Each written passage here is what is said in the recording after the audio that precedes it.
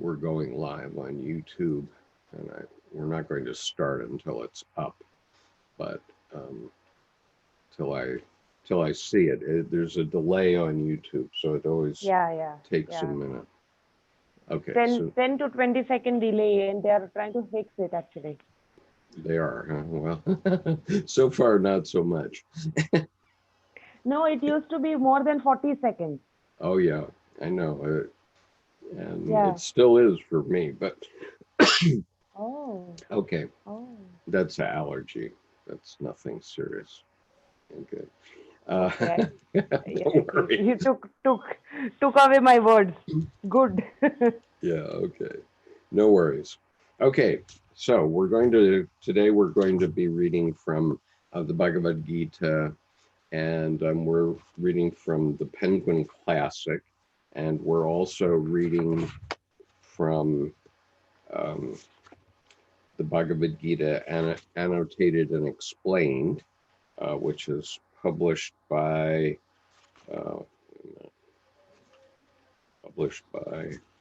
I had it just a moment. SkyLight Paths Publishing of Vermont. Okay, and so we left off yesterday, and Krishna was laughing at Arjuna. Arjuna is all worried about all the kinsmen that are going to be killed in this battle, which is about to happen. And the armies are formed on both sides of the great valley, and Arjuna and Krishna have driven their chariot down into the middle of the valley between the two armies. And Arjuna has expressed a concern like, what if this happens? Oh my God. And it reminds me of the scene in Little Orphan Annie, where Little Orphan Annie says, oh my goodness, oh my goodness. So Arjuna is a worried man. And so that's how yesterday's reading ended, with Krishna responding to Arjuna by laughing. And so now Krishna is going to talk to Arjuna. Verse 11. One second.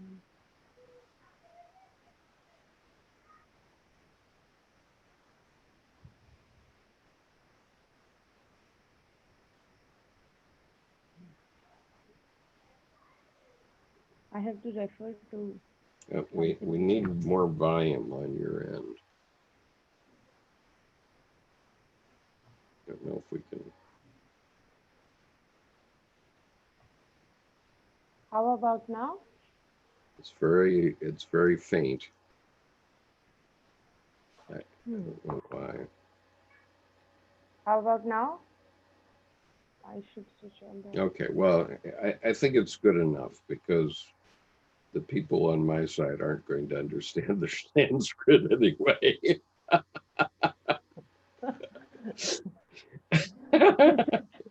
This is on record. I know, it's on record. Okay. So go. Are you ready? Yeah. Okay. Verse 11. Ashocyana navashochaspatava pragyavadavasacha bhashase gatasuna gatasusya nanu sochanti panidata. Verse 11. The Blessed One said, you speak as if with words of wisdom, but you have mourned that which is not to be mourned. Wise men mourn neither those whose life breath is gone, nor those whose breath remains. The other translation reads, Lord Krishna said, why grieve for those for whom no grief is due, and yet profess wisdom? The wise grieve neither for the dead nor for the living. Verse 12. नत्वेवाह जातु नासनत्वनेमे जनाधिपा न चैव न भविष्यामः सर्वे वयमतः परम. Verse 12. I have never not existed, nor have you, nor have these lords of men, nor will we cease to exist, all of us, from now onwards. And the other translation, verse 12, there was never a time when I was not, nor you, nor those princes were not. There will never be a time when we shall cease to be. Verse 13. देदिनो दस्मिनथा देहे कौमार यौवन जरा तथा देहांतर प्रप्ति धीरस्तत्र न मृहति. Verse 13. Just as childhood, youth, and age exist in the body of the embodied self, in this way one takes on another body. Those who see clearly are not confused by this. Verse 13, as the soul experiences in this body infancy, youth, and old age, so finally it passes into another. The wise have no delusion about this. Verse 14. Matraspa sarstu kenteya sitoshna shukhaduh sadaha agamapayino danitya santasti stikshakshiva bharata. Verse 14. Son of Kunti, the touches of the senses bringing pain and pleasure, heat and cold, they come and go, and they don't last forever. You must try to endure them, son of Bharata. Verse 14, that which is not shall never be, that which is shall never cease to be. To the wise, these truths are self-evident. Verse 15.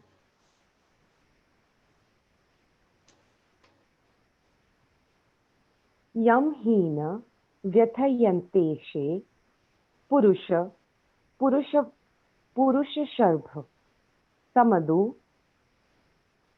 khasukha dhira sodamrutvaya kalpate. What's 14? What's 15? Bull among men, the one whom these touches do not make tremble, the one for whom pain and pleasure are alike, that one is ready for immortality. Verse 15, the hero whose soul is unmoved by circumstance, who accepts pleasure and pain with equanimity, only he is fit for immortality. Verse 16.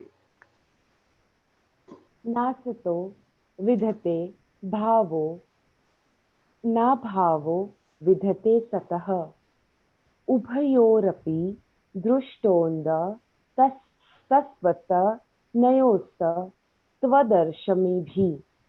What 16? Being is not found in that which does not exist. Non-being is not found in that which exists. The limit of both being and non-being is perceived by those who see the truth. Verse 16, that which is not shall never be, that which is shall never cease to be. To the wise, these truths are self-evident. Verse 17.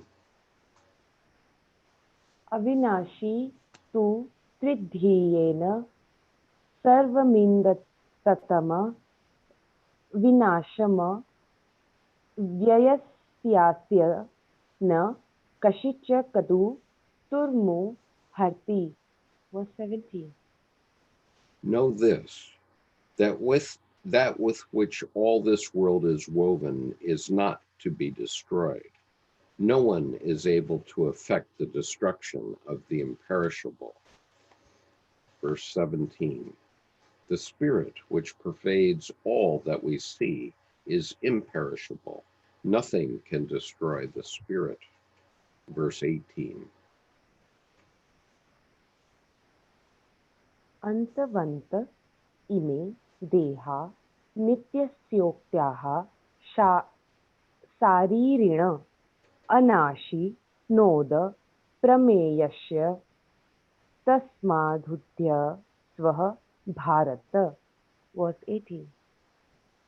These bodies have an end, but they are said to belong to the eternal embodied self, that which is never lost and cannot be measured.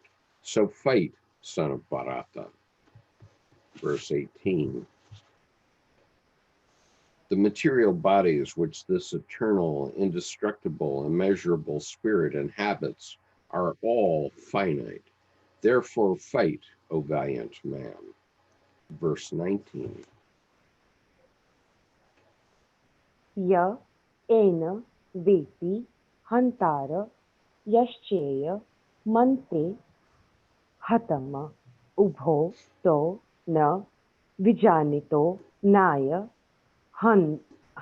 hanti nah hanyate. Verse 19. The one who perceives the self as a killer and the one who perceives the self as killed, neither of them know that this self does not kill, nor is it killed. Verse 19. He who thinks that the spirit kills and he who thinks of it as killed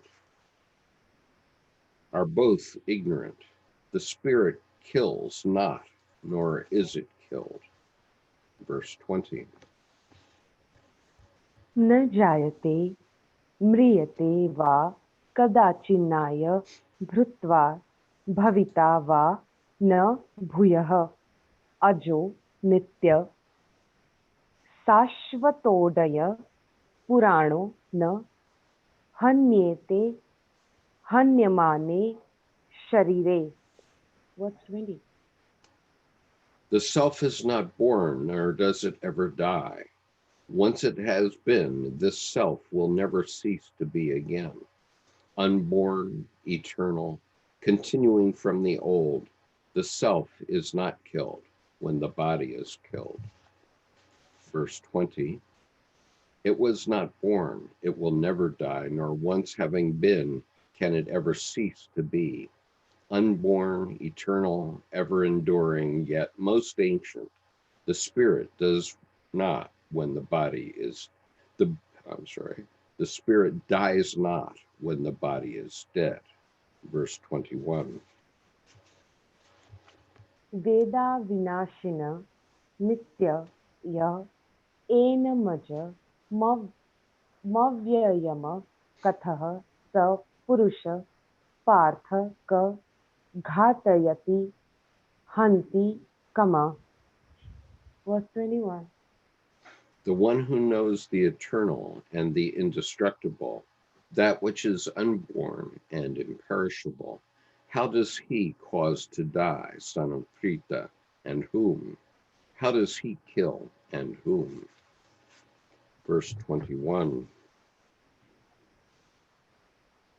He who knows the spirit as indestructible, immortal, unborn, always the same, how should he kill or cause to be killed? Verse 22.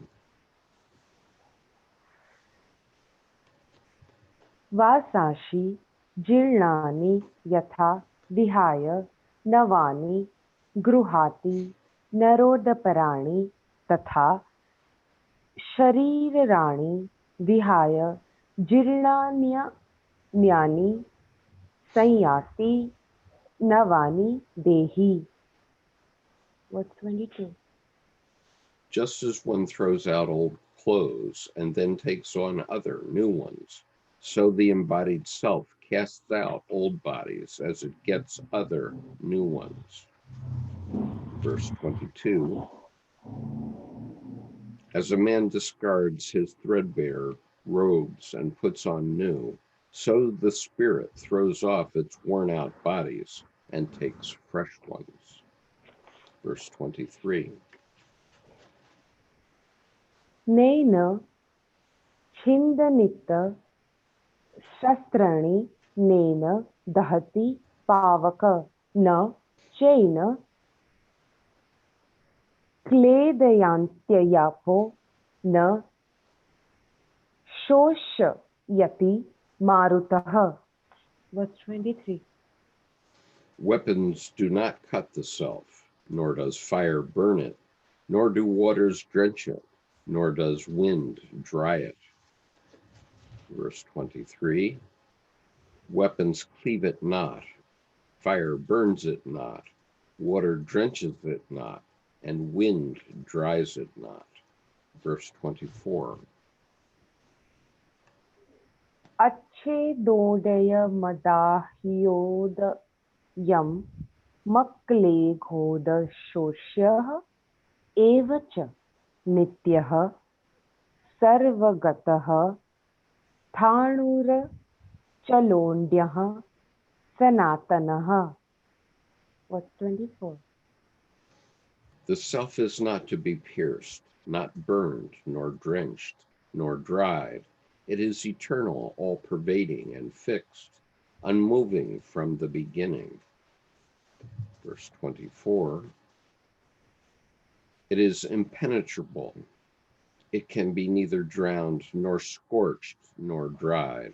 It is eternal, all-pervading, unchanging, immovable, and most ancient. Verse 25. Antadoya manchintyo dayamavikyayo dayamuchyete tasmadeva viditvena nanushochitu maharshi. Verse 25. The self is not readily seen by sight or mind. It is said to be formless and unchanging. So when you have known this, you should not mourn. Verse 25. It is unnamed, the unmanifest, the unthinkable, the immutable. Wherefore, knowing the spirit as such, you have no cause to grieve. Verse 26. Atah chena nityajata nitya va manyase mritam tathapi tva mahabaho neva shochitu maharshi. Verse 26. And if you think the self is eternally born or eternally dead, still you should not mourn it, strong-armed one. Verse 26. Even if you think of it as constantly being born, constantly dying, even then, O mighty man, you still have no cause to grieve. Verse 27. Jatasya hi dhruvo mrityo dhruvah janma mritasya cha tasmadapariharyedarthe natvah sochitu maharshi. Verse 27. Death is fixed for those who are born, and birth is fixed for those who die. Since such an end is certain, you should not grieve. Verse 27. For death is as sure for that which is born as birth is for that which is dead. Therefore grieve not for what is inevitable. Verse 28. Avyataka dini bhutani vyaktamadhyani bharata avyataka nidhananyeva tatra ka paridevana. Verse 28. Son of Bharata, beings have beginnings which are formless, and middle states which do have form, and deaths which again are formless.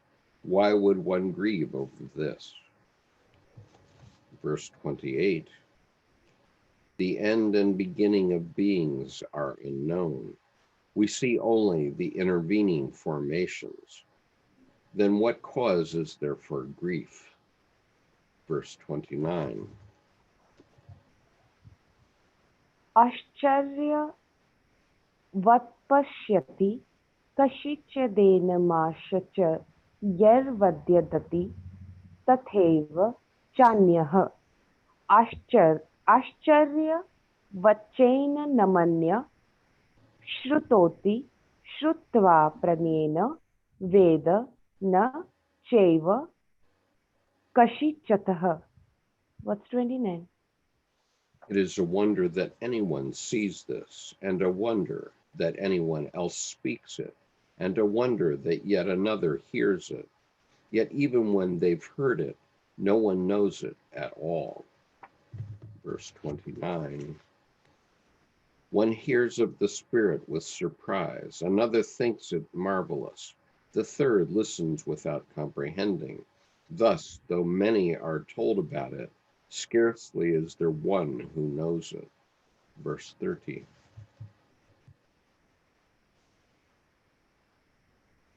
Dehi nityamavadhyodaya dehe sarvasya bharata tasmatasya vani bhutani na tva sochitu maharshi.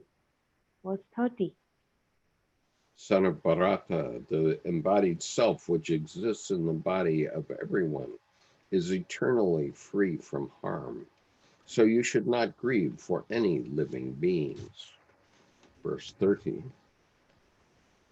Be not anxious about these armies. The spirit in man is imperishable.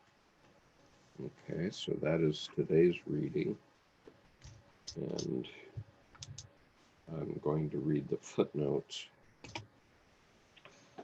in the SkyPath publications version. So I'll read the text and then read the footnote. From verse 13. As the soul experiences in this body infancy, youth, and old age, so finally it passes into another. And the footnote reads, life is a series of experiences which need innumerable forms. Death is an interval in that one long life. From Meyer Baba.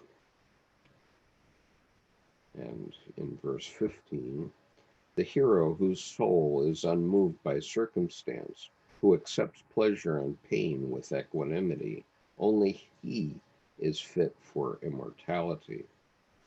And the footnote reads, Krishna is not speaking of the stoic calmness in which agitation of feeling is not outwardly expressed.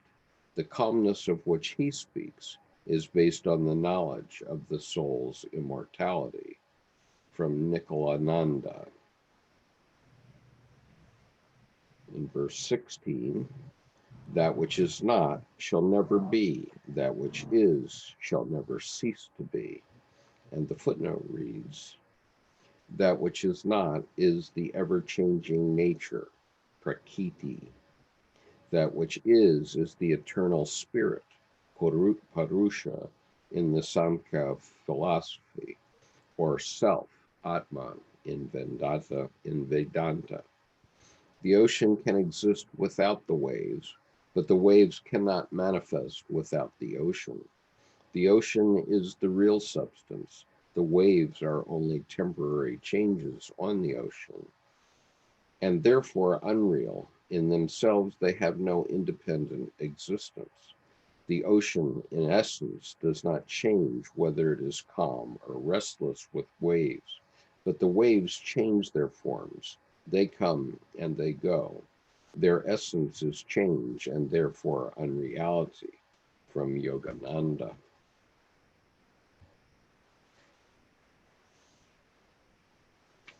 Footnote 9.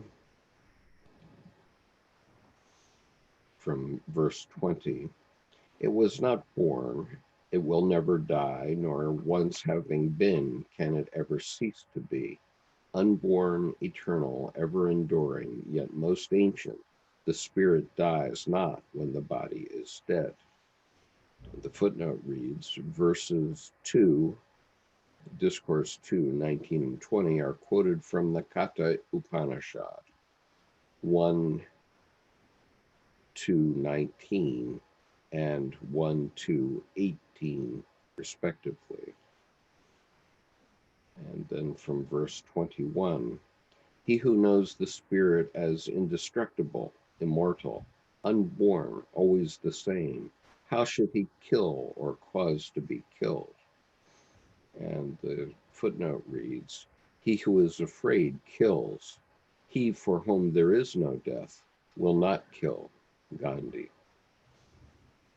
Okay, so that is the end of that reading. Very moving. I was thinking about a couple of things in vegetarianism and in vegan diet and that sort of thing. And I was thinking of a poem that David White, who's an Irish poet, once read, or it's actually sort of a statement that he made. And it was about getting the last pea in some peas that you're going to eat for dinner. And this he serves the peas, but then there's still one pea in the pot. And so he goes and he pulls out that last pea to make sure he gets it, because he says, come on, little pea, now you're going to become a human being. So you're going to come to consciousness. And the other one that I think about often, and so when I'm eating a soup or something like that, if I'm having lentils in the soup, I always try to get every lentil that's in the can so it can come to consciousness. And the other one is eggs. The hen lays the egg, and we humans eat this egg, and so it can seem very sad that we're eating the babies of this hen, but the reality is that the babies of this hen, that which she's creating, is actually a human being and comes to consciousness. Whereas if the baby were born, maybe it would only live a month or two before it would have its head cut off anyway and also be eaten. And also, if the baby is born, it won't come to human consciousness. It doesn't achieve human consciousness. Whereas if we eat the egg, then that baby that's created by the hen does come to human consciousness. So those are a couple of ideas that came to my mind as I was reading this today. You have some other comments, Khushboo? I wanted to read a passage. Please, go ahead. I'm just looking at the comments here on the side as you're reading, but go ahead. Okay. Our body is mortal, and so it seeks security and creates boundaries. But within this body is immortal Atma, soul, that does not seek security and so does not care for boundaries. Wrapped in a mortal flesh, it experiences life and death again and again. By introducing the ideas of immortality and rebirth in chapter 2 of the Gita, Krishna changes the scope of the discussion, for without death serving as a boundary, there is no fear, no yearning for food or meaning. However, to come from or go to for the end is no longer the end, and the beginning is no longer the beginning. Rather, Is the background noise too much? No, no, it's okay. Go ahead. Go ahead. It is life. Yoda. Yoda.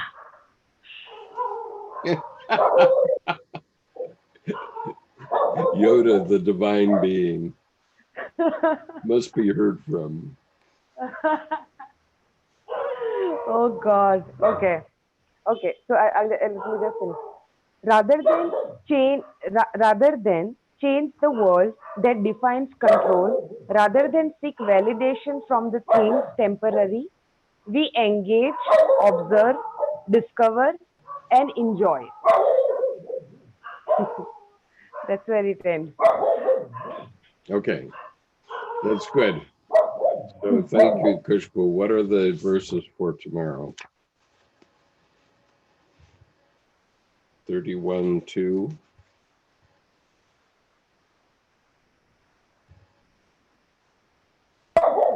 One second.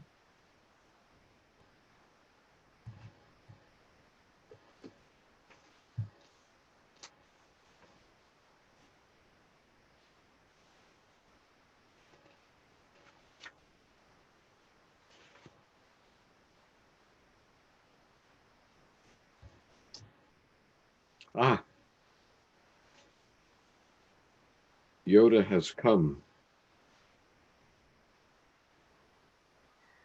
So tomorrow we will take a two section which are too small. One is 31 to 38, which talks about the Kshatriya, the religion of the warrior clan, kind of a thing. Okay. And 39 to 43, which is which describe the karma yoga. Karma yoga is um, let me karma, the action, cause and consequences. Right. Okay, so it's basically karma we're talking about. Yeah, yeah. What goes around comes around. In English, Yeah. in English, I jokingly say, "What goes around comes around," which is Well, they also say karma is a bitch. yes, karma is a bitch. Boy, if you treat people badly, it's going to come back and get you in big time. Do you hear to that? to the third or fourth generation. Yeah. That's beautiful. Welcome, Yoda. Ah, he loves his mom. He does. Okay, so let me end this, and then I will send you a WhatsApp. Okay? Okay, All can I? right. Okay, do you want me to read that three lines which I read every day? Oh, yes. Read the 3 lines you read every day, please. Anything else you want to say? Not for today. Okay.